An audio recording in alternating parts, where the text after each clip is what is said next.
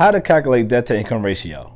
When it comes to qualifying for a mortgage loan, whether it be purchasing or refinancing your home, lenders are going to be looking at your debt to income ratio to help you qualify. Let's get right into it, and I'm going to show you how to calculate it for yourself.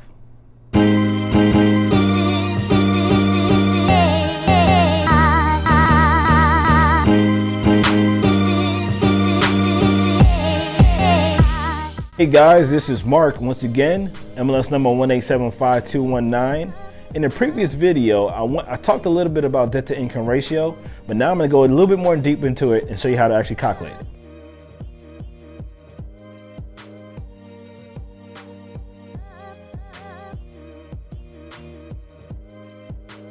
All right guys, whenever we're talking about debt to income ratio or DTI, it is used to determine the ability to pay.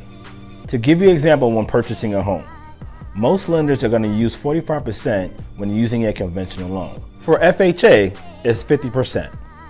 All right, now here's the fun part. Now let's calculate how to actually get your debt to income ratio.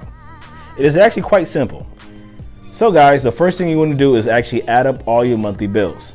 That includes your rent or your mortgage payments, your auto loans, student loans, or credit cards.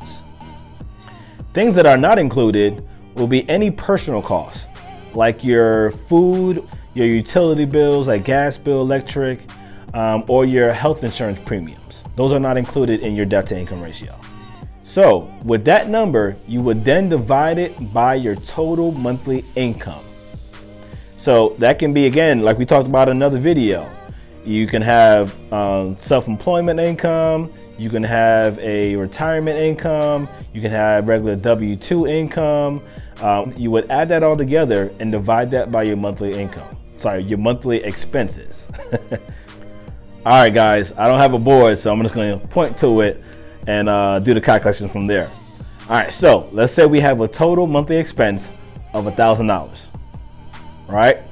We're then not going to say, let's say we made $2,000 per month, right? We're then going to take that $2,000 and put it right here. So you're going to take that total monthly expenses divided by that total monthly income, and you should get 50%. That's going to be the debt to income ratio that we use to help you qualify for the loan. So guys, now you can see why debt to income ratio is important. This helps you qualify for the loan that you're looking for. All right. So you want to try to eliminate your debt when purchasing or refinancing so that doesn't affect you. Guys, if you need guidance, feel free to reach out to me. I can definitely assist you with reducing your debt to income ratio. And once again, please like, share, and comment this page here and subscribe for more videos. Let's build some wealth.